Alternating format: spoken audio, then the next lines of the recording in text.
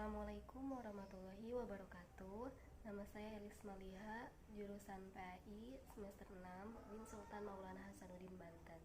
Nah, baiklah, di sini saya akan menjelaskan materi mengenai creative thinking, critical thinking, dan analytic thinking. Nah, yang pertama yaitu ada creative thinking. Nah, creative thinking ini dimana yang memiliki arti yaitu berpikir kreatif. Berpikir di sini merupakan proses kognitif yang tidak dapat dilihat secara fisik. Kenapa? Karena merupakan aktivitas mental seseorang.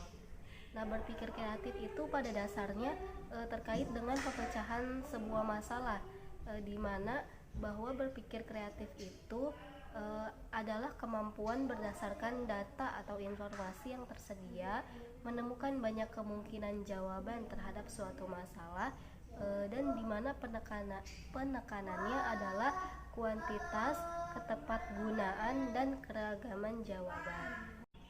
Nah, yang kedua yaitu ada critical thinking. Nah, critical thinking itu yang artinya berpikir kritis. Nah, di mana berpikir kritis ini sejatinya juga merupakan proses berpikir alternatif, bukan analitik. Dan kemampuan berpikir kritis ini dapat dibagi menjadi dua kelompok, yaitu kemampuan berpikir dasar dan kemampuan berpikir kompleks. Nah, berpikir dasar ini adalah proses berpikir yang hanya melibatkan kemampuan siswa menerima dan mengucapkan kembali fakta-fakta secara terus-menerus. Sedangkan yang kedua yaitu berpikir kompleks. Itu adalah proses berpikir yang mengharuskan siswa untuk memanipulasi informasi dan ide-ide dalam cara tertentu yang memberikan pengertian dan implikasi baru. Berpikir kritis sebagai cognitive skill, di dalamnya terdapat kegiatan interpretasi, analisis, evaluasi, inferensi, penjelasan, serta pengelolaan diri. Nah, yang pertama yaitu ada interpretasi, adalah kemampuan untuk memahami dan menjelaskan pengertian dari situasi, pengalaman, kejadian, data, keputusan, kepercayaan, aturan, prosedur, dan kriteria. Yang kedua yaitu analisis, adalah mengidentifikasi hubungan dari beberapa pertanyaan, beberapa konsep, deskripsi, dan berbagai model yang dipergunakan untuk merefleksikan pemikiran, pandangan, kepercayaan, keputusan, alasan, informasi, dan opini. Nah, mengevaluasi ide dan pendapat orang lain, mendeteksi argumen dan menganalisis argumen itu merupakan bagian dari analisis. Nah, yang ketiga yaitu ada evaluasi. Nah, evaluasi adalah kemampuan untuk menguji kebenaran pernyataan yang digunakan untuk menyampaikan pemikiran, persepsi, pandangan, keputusan, alasan, serta opini. Keempat yaitu inferensi, adalah kemampuan untuk mengidentifikasi dan memilih elemen yang dibutuhkan untuk menyusun simpulan yang memiliki alasan untuk menduga dan mendiagnosis, untuk mempertimbangkan informasi apa saja yang dibutuhkan, dan untuk memutuskan konsekuensi yang harus diambil dari data, informasi, pernyataan, kejadian, prinsip, opini, konsep, dan lain sebagainya. Nah, yang kelima yaitu kemampuan menjelaskan. Nah, kemampuan menjelaskan adalah kemampuan menyatakan hasil pemikiran, penjelasan alasan itu berdasarkan pertimbangan bukti, konsep metodologi, kriteriologi, dan konteks. Yang keenam yaitu ada self-regulation, adalah kemampuan seseorang untuk mengatur sendiri dalam berpikir. Selanjutnya, menurut pendapat para ahli itu mengungkapkan satu set tahapan yang termasuk proses berpikir kritis. Itu yang pertama yaitu mengklarifikasi isu dan mengklarifikasi isu dengan mengajukan pertanyaan kritis. Yang kedua, mengumpulkan informasi tentang isu. Yang ketiga, mulai bernalar melalui sudut pandang. Yang keempat, mengumpulkan informasi dan melakukan analisis lebih lanjut. Nah, yang kelima yaitu membuat dan mengkomunikasikan keputusan. Nah, selanjutnya yaitu perlunya budaya berpikir kritis. Ada beberapa alasan perlunya membentuk budaya berpikir kritis di masyarakat. Salah satunya yaitu untuk menghadapi perubahan dunia yang begitu pesat, yang selalu muncul pengetahuan baru tiap harinya, sementara pengetahuan yang lama ditata dan dijelaskan ulang.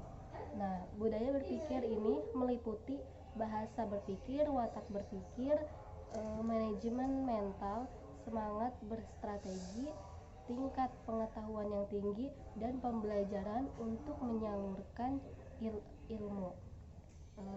Satu dekade terakhir, banyak negara Asia Tenggara yang berusaha merancang ulang sistem pendidikan mereka dalam rangka menghasilkan siswa-siswa yang pemikir untuk masa depan mereka.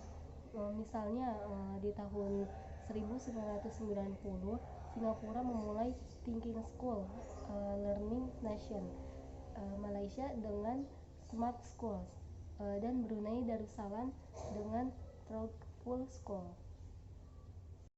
Selanjutnya yaitu pentingnya berpikir kritis dalam pembelajaran. Nah, keterkaitan berpikir kritis dalam pembelajaran adalah perlunya mempersiapkan siswa agar menjadi pemecah masalah yang tangguh, pembuat keputusan yang matang, dan orang yang tak pernah berhenti belajar. Nah, penting bagi siswa ini untuk menjadi seseorang yang pemikir mandiri, sejalan dengan meningkatnya jenis pekerjaan di masa yang akan datang yang membutuhkan para pekerja handal yang memiliki kemampuan berpikir kritis. Nah, kan selama ini kemampuan berpikir itu masih belum merasuk ke jiwa siswa, sehingga belum dapat berfungsi secara maksimal di masyarakat yang serba praktis saat ini.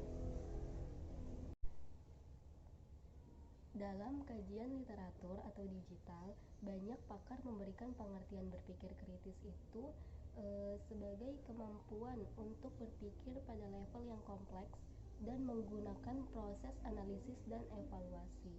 Nah, berpikir kritis melibatkan keahlian berpikir induktif seperti mengenali hubungan, menganalisis masalah yang bersifat terbuka, menentukan sebab dan akibat, membuat kesimpulan, dan memperhitungkan data yang relevan. Nah, selanjutnya yang terakhir yaitu analytic thinking.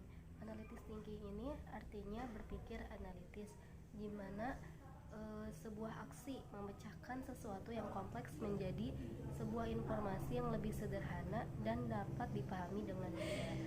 Nah, berpikir analitis ini adalah cara berpikir yang sangat diutamakan dalam memahami bagian dari situasi tertentu. Nah, keadaan ini didefinisikan sebagai yang pertama yaitu kemampuan untuk memeriksa dengan teliti dan membagi kenyataan menjadi kekuatan dan kelemahannya. Nah, yang kedua yaitu mengembangkan kapasitas untuk berpikir dalam pemikiran, membedakan cara dalam menyelesaikan masalah, menganalisa data, mengingat dan menggunakan informasi.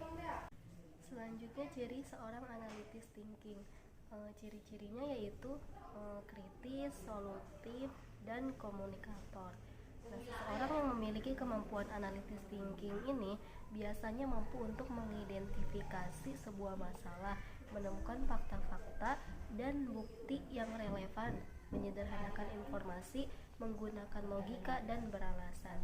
Nah, seseorang yang memiliki kemampuan analytic thinking ini biasanya akan mengevaluasi opini dan sudut pandang dari diri sendiri, menyimpulkan sebuah pengetahuan baru.